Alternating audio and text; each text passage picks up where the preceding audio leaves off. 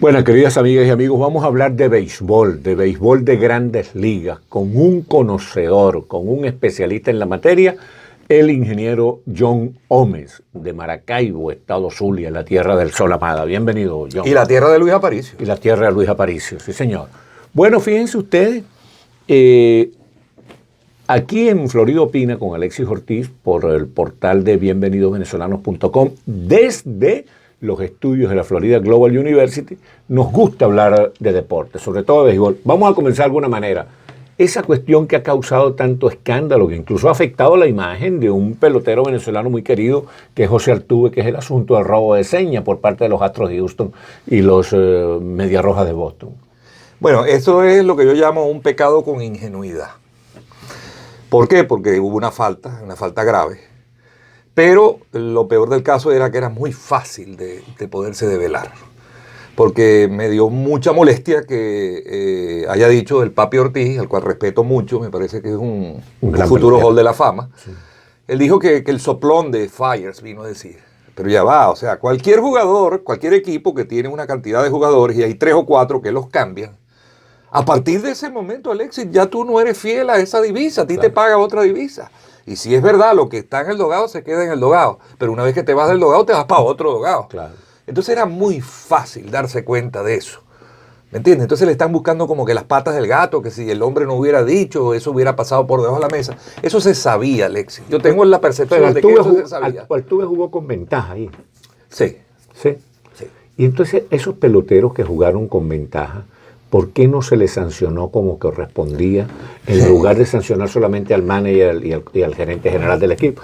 Todos los que jugaron con ventaja han debido recibir algún tipo de sanción. No. Una amonestación, una multa. Eso no va a ocurrir. Pues no va a ocurrir, pero ¿por qué no ocurre? ¿Por qué no va a ocurrir? Por una razón muy sencilla, Alexis. En una oportunidad a Luis Aparicio yo le pregunté que si quería ser manager en Grandes Ligas y me dijo, ¿para qué? Si lo que mandan son los peloteros. La Asociación de Peloteros, antes de todo este escándalo que se formó, se encargó de reunirse con Manfred y le dijo, cuidado y me toca a los jugadores. Esto fue un delito colectivo. Pena a los que, o hazle penalización a los que dirigían o a los que permitieron que eso se hiciera. Pero no me lo diluyas en la gente, porque imagínate cómo haces así. Vas a castigar al Tubi, ¿por qué no a Bregman? ¿Y por qué no al Ketcher? ¿O por qué no al otro? O sea, es complicado. Y en segundo lugar, el poder de la Asociación de Peloteros, y más aún, Alexis, con una negociación de contrato colectivo el año que viene en puerta, no va a ocurrir. No va a haber penalizaciones individuales, no va a existir. Sí, bueno, he visto en otras ligas, por ejemplo, la Juventus se le encontró en una oportunidad, en una situación irregular, y lo bajaron a segunda división. La bajaron a segunda división. Eso también es difícil que ocurra. Les quitaron campeonato, porque alguna gente piensa, bueno, ¿y por qué no le quitaron el campeonato ganado indebidamente a los Astros de Houston y a los Medias Rojas de Boston? Pero quiero corregir algo de lo que dijiste ahorita. Tú me hiciste una pregunta y yo te la respondí. Me dijiste, ¿Altuve se vio beneficiado? Sí. ¿Pero Altuve necesita de eso? No. Exacto. Yo lo que creo, estoy viendo un poco hacia el futuro, es que lo que va a ocurrir es que jugadores como Altuve van a demostrar que van a batear 300 con señas, sin señas o con lo que sea. Ahí los que están en vilo y los que están peligrosamente siendo de la lupa de todo el béisbol son aquellos jugadores que repuntaron durante estos años. Pero Altuve desde el día que él se paró a batear, en cualquier liga ha bateado 300. Y 200 y... que sí, en un playoff le hayan dado la seña contra Chapman y eso lo ayudó para que tirara el jonrón y diera la cuestión. Es correcto y salió favorecido y eso no es bueno. Pero yo no creo, o sea, Altuve se va a encargar de demostrarle al mundo que él va a batear 320, 315 y va a batear los 180, entre 180 y 210 esta temporada y se va a acabar el tema con Altuve. Vamos a cambiar la consonante. Y esa pretensión del comisionado del béisbol de Grandes Ligas de hacer algunos cambios para favorecer la televisión, como por ejemplo evitar, se habla de que cuando se vaya a dar una base por bola intencional no haya que hacer los lanzamientos, ese tipo de medidas que especialistas como Juan Benet la ven como muy peligrosas para el futuro del béisbol. ¿Cómo las ves tú? Bueno, ¿qué te puedo decir? Hay una cantidad de normas y no solo esa. Hay normas sobre los pitchers. Ya un pitcher que venga a pitchar como relevista tiene que lanzar el inning completo. Ya no puedes traer uno y pararlo y volver a traer otro. ¿Qué es lo que pasa? Siempre ha habido la crítica de que el béisbol no es un juego dinámico, es muy estático. esas pausas crean en los aficionados, en la gente, inclusive el que ve la televisión, un desagrado comparado con otros deportes que no lo son, como por ejemplo el fútbol, el soccer y el basquetbol, que sí se hacen paradas pero muy rápidas. Entonces se está tratando de llegar a eso. El béisbol tiene que evolucionar, Alexis, no se puede quedar en el pasado con el perdón de Juan Benet. Tienen que haber cosas que se tienen que adaptar a los tiempos, es distinto, ahora hay una televisión, hay una serie de factores, es un negocio más que nunca. Es un negocio que depende mucho de la televisión. Y de todo, y de los fanáticos, y si el fanático se aburre, porque ¿qué es lo que está aquí en juego, Alexis? ¿Tú sabes cuánto es el promedio de edad de un fanático de las Grandes Ligas? 56 años. Imagínate tú, eso es peligroso. Los jóvenes y todo, el promedio de edad ha bajado es en deportes como el soccer y en deportes como el básquetbol. Entonces, ¿por qué? Porque es aburrido, porque a lo mejor en algunos momentos no gusta de esa manera. Nosotros les parece muy lento. Sí, entonces se está buscando maneras de que sea un poco más atractivo.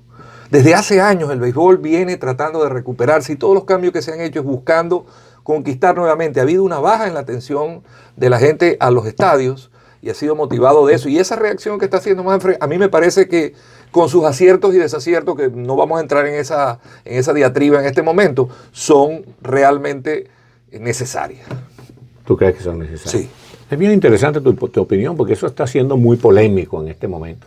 Entonces, me ibas a contar, chico, de la impresión grata que te causó el contrato de Yelich. Y Sí. Explícanos por qué. Mira, Christian Yelich, desde que yo lo vi aquí, lo tuve oportunidad de entrevistarlo y conocerlo cuando llegó, era un crío aquí, prácticamente. Con los Marlins, ¿no? Sí. Me pareció que ese muchacho iba a dar guerra en Grandes Ligas bastante.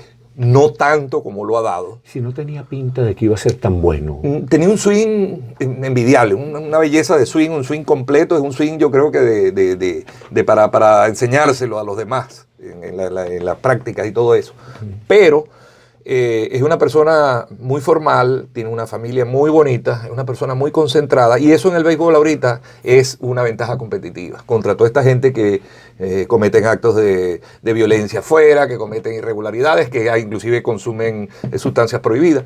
Entonces, ¿qué es lo que pasa? Que son conflictivos, sí, como Puig y ese tipo de jugadores. Sí, y hay otros también que han caído varias veces en la suspensión de las sustancias nocivas. Pero en el caso de Yelich, Alexis, es un contrato bien raro porque es un contrato a 9 años por 225 millones. Y tú acabas de ver cómo a Harper le acaban de dar 300 y pico millones, pero por menos años. Sí. Es decir, él cambió una extensión larga en un equipo con un sueldo un poco menor que todas esas estrellas, siendo mejor que ellos, porque yo prefiero a Yelich 100 veces más que a Harper. Sí. Harper te puede dar 40 jonrones, pero se poncha muchas veces y batea a 230. En cambio, Yelich es triple coronado todos los años, candidato. Sí. ¿Qué es lo que pasa? Yo creo que él, muy bien, inteligentemente, como él de eso y su familia, porque conozco de dónde viene, cambiaron eso. ¿Por qué? Porque él va, mediante eso, él lo que va a tener es una permanencia en el béisbol para luego aspirar a más. Pero no lo va a hacer por partes como hacen muchos jugadores. Me firmo por 3 años, después me declaro agente libre y voy al mercado de agentes libres. Ahorita en este momento ir al mercado de agentes libres, señores, es un fiasco, porque tú no sabes la sorpresa que te vas a llevar. Por ejemplo, Marcelo Zuna ahorita le dieron un contrato de 1 año. Sí, señor. Hay jugadores que no han firmado. Entonces, creo que la movida de Yelich ha sido muy sana y muy sabia y le deseamos mucha suerte. Ya vamos a seguir hablando sobre el béisbol de Grandes Ligas con John Gómez y vamos a seguir con este asunto de Yelich y los jugadores que ya está por comenzar el torneo y no tienen contrato.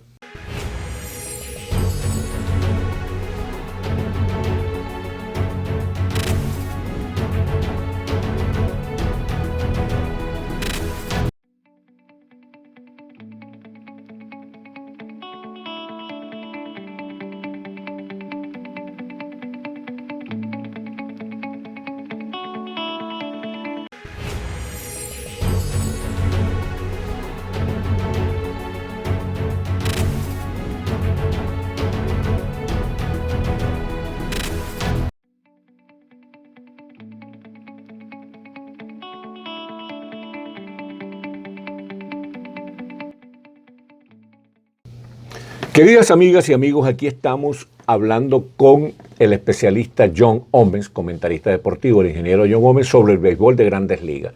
Y estábamos comentando aquí en Florida Opina con Alexis Ortiz por el portal bienvenidosvenezolanos.com desde los estudios de la Florida Global University. Estábamos comentando el contrato de Christian Yelich? Sí, bueno, como dije anteriormente, es un contrato que creo que está muy bien pensado. Es un contrato que tácticamente va a llevar a una estrategia muy buena a futuro.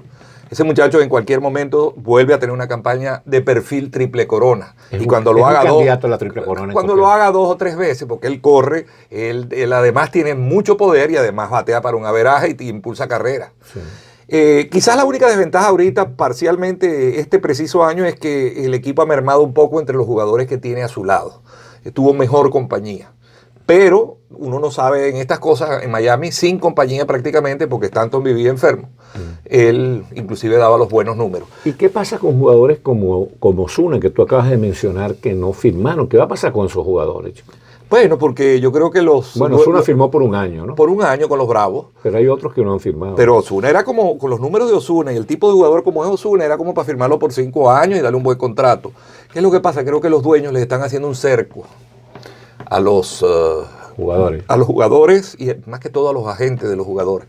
Porque fíjate tú, el año pasado, hasta mediados de temporada, Dallas Keuchel y Craig Kimbrel no habían firmado. Sí, señor. Entonces, ¿qué significa eso? Que la gente se zumba en el agente libre a decir, yo voy a pedir las barbas de Cristo por 20 años, y resulta que cuando llega la hora del té, los equipos aprietan y dicen, no, pues yo consigo otro que le pago la cuarta parte de lo que tú ganas, y hace el trabajo. Y no les gustan los contratos a largo plazo.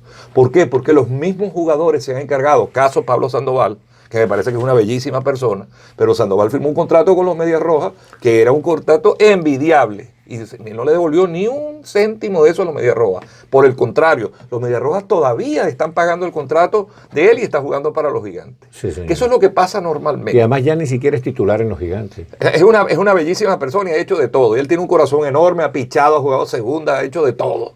O sea, y lo volvieron a firmar los Gigantes, pero que ya no volvió a ser el mismo Sandoval de antes. Es decir, la parte contradictoria de esto es que cuando tú eres un buen pelotero, tú firmas un contrato por lo que hiciste en el pasado. Pero los peloteros se han encontrado, la mayoría, de demostrar que lo que hacen una vez que firman ese contrato no es lo mismo que lo que hicieron en el pasado. Entonces los dueños son escépticos. Y por eso es que ha dado un viraje, porque gerencias como la de Jeter en los Marlins han dicho, no, ya va, vamos a salir de esta gente, yo no voy a estar firmando agentes libres por 10 años, ni 8 años, ni gastando millones como hicieron con Stanton. Y vamos a tener muchachos jóvenes y vamos a irlos moldeando a nuestra manera. ¿Y qué pasa con jugadores como Stanton, como Giancarlo Stanton, que se lesionan tanto, que tienen unas habilidades portentosas, pero no terminan de cuajar, pues? Bueno, Alexis, el béisbol en eso también ha evolucionado, con el perdón de Juan Benea, a lo mejor que tiene su impresión del pasado. Ya hoy en día el béisbol es mucho más exigente y ahora cualquiera te tira 100 millas. Entonces un bolazo de 100 millas no es igual que un bolazo de 80, 90 millas. Y al mismo tiempo la exigencia de los jugadores los lleva a hacer ejercicios y a mantener una rutina mucho más rigurosa que la que se tenía en el pasado. Entonces hay jugadores que son más susceptibles a eso y eso también lo saben los dueños de los equipos. Fíjate tú, los Yankees tienen un hospital ahorita. Está enfermo George, está enfermo de Stanton, está enfermo 2 pitchers. Es un problema, ¿no? ¿Y qué van a hacer los Yankees con los pitchers, chicos? Mira, yo creo que ellos saben lo que están haciendo, porque hay 2 pitchers de Liga Menor. Uno, el nombre no lo recuerdo, el otro, hay 2 pitchers de Liga Menor que lo están haciendo muy bien. Y acuérdate que con ese bullpen de los Yankees tú tienes que llegar al 6º inning nada más. Entonces ellos van a parapetear, como dicen en criollo, el equipo por la primera mitad. Ya la mitad de la temporada va a llegar Germán. Sí. Y yo estoy seguro que al momento de julio, porque el béisbol, como te lo he dicho yo varias veces, Alex, el béisbol se define en julio. Cuando tú ves que el equipo lleva chance, tú agarras, haces 2, 3 movimientos y te pones campeón. Si no, pregúntale a los Astros que cogieron a Greinke. Sí. Y si no, pregúntale a Washington, que agarraron varios jugadores como Adrúbal Cabrera o otros más. Y a los Cachorros, que agarraron a Chapman por un rato. Y a Sobri, que quedó más valioso en la Serie Mundial. Sí. Sobri lo trajeron de paracaídas, pácata. Entonces, ¿qué es lo que pasa? Que ahí es donde se define. Por eso es que pronosticar en este momento, y vamos a hablar de pronóstico, pero es un poco al aire, porque yo hoy puedo tener la mejor percepción. No, pero en el próximo segmento sí me gustaría que tú hicieras unos pronósticos para ir orientando a la gente acerca de cuáles son los que a tu juicio tienen mayores posibilidades. Pero en estos minutos que nos quedan de este segmento, háblame de los venezolanos. Una persona que la ven como muy promisoria, este muchacho, ¿cómo se llama? El de los Bravos. Ah, sí, Acuña. Acuña. ¿Cómo ves a Acuña? Bueno, Acuña es, ¿cómo pasa en el béisbol? Parece que es un jugador completo, ¿no? Es un jugador demasiado completo y es un individuo que tiene demasiadas cualidades. La cuestión tiene que ir madurando poco a poco, porque el año pasado la agarró con dar un batazo y quedarse mirando el batazo a ver si era jonrón o no. Lo castigaron. O sea, que sí lo castigaron, pero esas cosas van a formar parte de la disciplina de él y me imagino que los equipos ante un contrato tan grande toman acciones al respecto, ¿no? Hoy vi en el almuerzo, estaba un juego de sprint training de los Bravos y los Medias Rojas, y estaban sentados juntos en el dogado Ozzie Albies, Acuña, el left field que acabamos de nombrar, Ozuna, y no me acuerdo cuál era el otro. Y estaban ahí, tú sabes, echando bromas y tal. Tiene que tener un poco cuidado con eso y agarrarse con seriedad a eso. A mí no se me olvida nunca, Alexis, el día que que cambiaron a Osvaldo Guillén de los Padres de San Diego a los Medias Blancas de Chicago, porque iba a ser el shortstop que buscó el manager para traérselo para acá, a Tony La Russa. Sí. Y Antonio Armas, en el estadio universitario, nosotros estábamos jugando un juego de AA y a continuación era un juego de La Guaira Caracas. Y Antonio Armas lo agarró y le dijo, mire muchacho, si usted agarra el béisbol en serio y se es disciplinado, usted va a llegar a donde usted quiera. Pero eso muchos jugadores no lo entienden.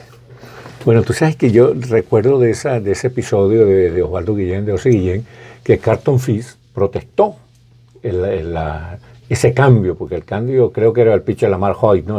Lamar Hoyt, que había ganado casi 30 juegos. Exacto, entonces, bueno, ¿y cómo es posible que en ese cambio hayamos salido a Lamar Hoyt? Entonces, lo que le dijo el manager, que era Tony La Russa, no, mira, nosotros conseguimos un shortstop para 10 años por lo menos. Entonces, bueno, pasó el año, terminó Ozzie Guillén de novato del año, entrevistaron a Carlton Fisk para preguntarle de qué opinaba, pues, de lo que él había dicho en contra de la negociación que llevó a Ozzie Guillén a los Medias Blancas de Chicago. Entonces él dijo, no, lo que tengo que reconocer es que perdí una buena oportunidad de quedarme callado. Muy bien, me parece muy bien. Bueno, y de los otros venezolanos, ¿a cuál le ves tú grandes perspectivas? Bueno, Suárez es un fenómeno, pero lamentablemente se lesionó. Lamentablemente le surgió un problema, y es un problema que no es fácil, un problema en la cadera. Entonces, para estar en la diatriba de que si va o no a empezar la temporada jugando o no, mi vaticinio es que de aquí a la mitad de la temporada él no va a tener el ritmo que tenía antes, porque esas lesiones son definitivamente fuertes, complicadas. ¿no? Y él tenía un ritmo jonronero realmente envidiable, ¿no? Sí. Ahora, ten mucha atención con un pitcher zurdo de los Atléticos de Oakland, que fíjate tú que es un récord, el primer jugador peruano en el béisbol. Ajá. Pero él es de Maracaibo. Ah, sí, porque él se crió en Maracaibo. Luzardo, sí. Y además él se reclama a sí mismo como venezolano. Sí, un maracucho, completamente. Sí. Tiene costumbre, tú lo oyes hablar, parece un maracucho. Luzardo, van a oír de Luzardo en el béisbol durante mucho tiempo. Es como, a mí me recuerda mucho a Wilson Álvarez cuando estaba empezando. O sea, ¿cuál es la fortaleza de ese muchacho Luzardo como pitcher? ¿La velocidad o el control? ¿Cuál? Tiene disciplina, tiene inteligencia, tiene velocidad, tiene repertorio y tiene físico. Es fuerte, ¿no? Es un muchacho fuerte. Sí. Que Dios lo mantenga sano, eso es lo único que pido yo. Bueno, ya regresamos entonces a seguir conversando con John Gómez sobre béisbol. Vamos a hablar sobre sus equipos favoritos. Ya volvemos.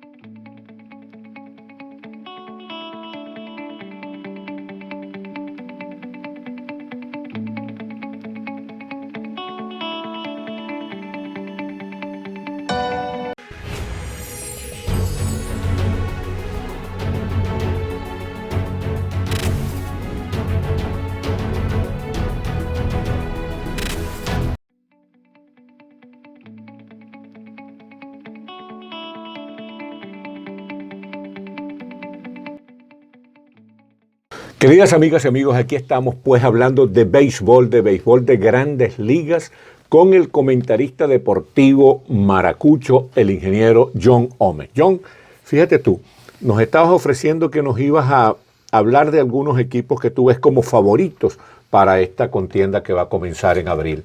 Por ejemplo, vamos a comenzar por los equipos así más emblemáticos, más sonoros, más icónicos, Yankees de Nueva York, Medias Rojas de Boston, Dodgers de Los Ángeles. ¿Qué van a pasar con esos equipos? Yo te voy a despedazar esa torta de la siguiente manera. Okay. Primero te tengo que dar un remark, como dicen los americanos, una observación. Okay. No me gusta dar predicciones ahorita. Las voy a dar porque obviamente me las estás preguntando. Hoy, el día de hoy, te tengo que decir. Pero de aquí a julio, esa predicción puede cambiar. ¿Por qué? Por el desenvolvimiento de la campaña. Todo es así en la vida. Entonces yo hago como una observación previa. No, una observación es una viveza de John, ¿no? para no comprometerse. No, yo me puedo comprometer con lo que yo tengo en la mano y yo sé, pero hay cosas que son lo que no es certero si no me gusta apostar a ello. Háblanos en primer lugar de los equipos más emblemáticos. Vamos a desarmarte el muñeco de esto. Los Dodgers están sobrados en su división. Sí, ¿verdad? Eso te lo voy a poner como un capítulo aparte. Ahí no se habla más nada. Quizás se busca un wild card y no sé quién podría ser el wild card. Hay gente que habla de los Padres, hay gente que habla de Arizona, etcétera. Pero ahí no vamos a hablar nada. La división central de la Liga Nacional se puso color de hormiga. ¿Por qué? Porque los rojos se armaron. Tienen un buen staff de picheo, buen staff de relevistas, tienen varios jugadores también de posición muy buenos. Tienen a Nicolás Castellanos, firmaron a un nuevo centerfield de Japón. Tienen a Suárez también. Tienen a Suárez, tienen a Boto. Es decir, tienen una cantidad de jugadores muy buenos. Y firmaron a Freddy Galvis, venezolano. Freddy Galvis es ahorita el mejor shortstop defensivo que hay en Grandes Ligas. ¿Ah, sí? Sí, señor. By far. Y es muy joseador. Él es de competencia. Él es para playoff. Entonces, ahí se empareja la cosa. Milwaukee mejoró un poco, pero tienen a Yelich, tienen al otro, tienen a este. Es decir, ahí va a haber una pelea. Quizás los Piratas puede que le peleen a los Marlins en el último lugar de la Liga Nacional. En la división este hay un incendio forestal. Todos los equipos se armaron y ahí cualquiera de los equipos, salvo los Marlins, puede tener chance de clasificar hasta de primero. Si a ti te presionaran para obligarte a decir quién clasificaría de primero, ¿a quién te atreverías a...? Es que te lo voy a decir en este momento por pasión, más que por sabiduría. Filadelfia. Los Phillies de Filadelfia. ¿Qué tienen los Phillies? Joe Girardi, que es medio equipo lo que tiene. Sí, tremendo manager. A ese equipo le faltaba un manager así. ¿Por qué? Porque tienen el talento y tienen los jugadores. Y aprovecho a preguntarte, ¿por qué los Yankees salieron de Joe Girardi? Mira, no lo sé, pero la verdad que para mí fue una noticia que me cayó pesadísima, porque me parecía que era uno de los mejores managers de Grandes Ligas y a él ya le tocaba recoger los frutos de todos esos jugadores que venían subiendo y lamentablemente quien está disfrutando de eso es el debutante. Que cuando lo firmaron me pareció un disparate, porque no había dirigido ni en su casa. Pero ha demostrado que malo no es. Bueno, ha sabido sobrellevar la cuestión. Sobre todo los triunfos tapan todas esas cosas. Claro. Ahora, en la Liga Americana, oye, el Boston se vino abajo. Los Blue Jays van a mejorar un poco. Salieron de su mejor pelotero, ¿no? Y están en un periodo de reconstrucción y están golpeados porque todavía no se sabe si los van a castigar o no, qué van a hacer con ellos. Y tuvieron que salir del manager, sí, está arriba. Es decir, ha sido un desastre. Pero ahí, por supuesto, los Yankees son grandes favoritos. Le acaban de pegar 4 torpedos bien grandes con las lesiones, pero como te decía en el negro, Germán reaparece a mitad de temporada y ellos tienen suficientes recursos y tienen piezas canjeables. Ellos pueden cambiar algunos jugadores o se pueden meter en algo. Es decir, esa gerencia, con la firma de Cole, que es el mejor pitcher en Grandes Ligas en este momento, o uno de los mejores, está apuntando a ganar una serie mundial. Ahora bien, en la central de la Liga Americana vuelve a presentarse lo mismo. Es una división muy pobre. ¿Por qué? Porque la mayoría de los equipos, salvo Minnesota, que como contrató varios jugadores claves en su movimiento, Cleveland ha desmejorado. Los Medias Blancas de Chicago pareciera que están ya iniciando un periodo de reconstrucción, pero no se sabe si ya les va a dar la gasolina para llegar. Hicieron varios movimientos, firmaron a Encarnación, viene un novato fenomenal que se llama Robert, ¿okay? Que igual que Eloy Jiménez son novatos que van a tener un gran impacto. A pesar de que esos jugadores tienen todavía que demostrar mucho, porque Jiménez se ponchó bastante y el porcentaje de base por bola fue muy por debajo del promedio de lo que hay en Grandes Ligas. Y en la división oeste, nuevamente, los Astros de Houston vuelven a ser candidatos porque tienen un equipo bueno. Y tienen eso que a veces los equipos hay que puyarlos como para que, porque ellos están picados. Y ellos tienen ese hueco de Cole, tienen cómo llenarlo. Mira, ellos mantienen a Verlander, tienen a Greinke, que cualquier equipo quisiera tener esos dos abridores, y tienen una serie de recursos con los cuales pueden tener. Yo creo que ahí pusieron a Dusty Baker porque querían como que poner orden en la cosa. No, y pusieron un hombre con peso y con autoridad y con trayectoria y un hombre que es respetado. Disciplina, decencia. Entonces eso a lo mejor, esa combinación les va a salir bien. ¿Qué es lo que pasa? Que los angelinos hicieron buenas contrataciones, contrataron a Rendón, y uno que otro contrataron un tronco de manager como es Maddon, pero el picheo no es gran cosa. No les da el picheo, ¿no? Sí. Entonces, ahí vas tú uno por uno los equipos. Seattle está disminuidísimo también. Texas podría ser una opción que se armó más o menos. Tienen a Corey Clover y contrataron varios y hicieron varios movimientos. Pero esa es la situación, ese es el panorama. Ahora, Alexis, todo lo vamos a saber en julio. El que lleve chance se va a armar y en julio vamos a hacer otro análisis como este. Claro. Pero ¿quién es el, por ejemplo, el pitcher, desde tu punto de vista, indiscutiblemente el mejor pitcher en este momento, cuando va a comenzar la temporada de las Grandes Ligas? Mira, el mejor pitcher debe ser Garrett Cole. El de los Yankees. ¿El mejor bateador? El mejor bateador de las Grandes Ligas, yo diría que es Christian Yelich. Christian Yelich. ¿El bateador más prometedor? El más prometedor, wow. Me estás poniendo en un aprieto, pero hay un muchacho que se llama Moncada, que está en los Medias Blancas de Chicago, que ¿de dónde es él? Pinta muy bien, cubano. Cubano. ¿Mejor que Acuña? Acuña pinta también muy bien, pero la posición de Moncada, el sitio donde está Moncada, el juega infield, tercera o segunda, es más difícil de conseguir un jugador de ese tipo de cosas que un outfield, como lo es Acuña. Sí, el mejor pitcher, el pitcher más prometedor. Luzardo. Luzardo, que mencionaste, ¿no? Sí, vale, Luzardo es oro en polvo. El maracucho peruano. ¿Y qué va a pasar con Miguel Cabrera? ¿Alcanzará los 500 honrones? Porque los 500 honrones prácticamente le aseguran el Hall de la Fama. Miguel Cabrera es, y te lo dije desde hace tiempo, el mejor pelotero que se ha parado en el home en Grandes Ligas de venezolanos. No hay, ni Altuve tiene la habilidad de batear que tiene Miguel Cabrera. Y segundo, Miguel Cabrera es una cajita de sorpresa. Miguel Cabrera puede tirarse un comeback en cualquier momento por cuestiones de que si está sano, lo va a lograr. Él va a llegar, yo creo que sí va a llegar. ¿Por qué le faltan menos de 30 honrones para llegar a 500 honrones? ¿No? Creo que sí. Sí, o sea que no sería raro que los de este año, ¿no? Sí, pero de repente se tira una temporada 330 y tira 40 honrones. Sí. Lo puede hacer. ¿Tiene con qué? Tiene con qué, pero si está sano. Sí, señor. Bueno, mi querido hermano, qué bien. John Gómez, aquí en Florida Opina con Alexis Ortiz, desde la Florida Global University, por el portal bienvenidovenezolanos.com. Hasta la próxima semana, si Dios quiere y la Virgen del Valle.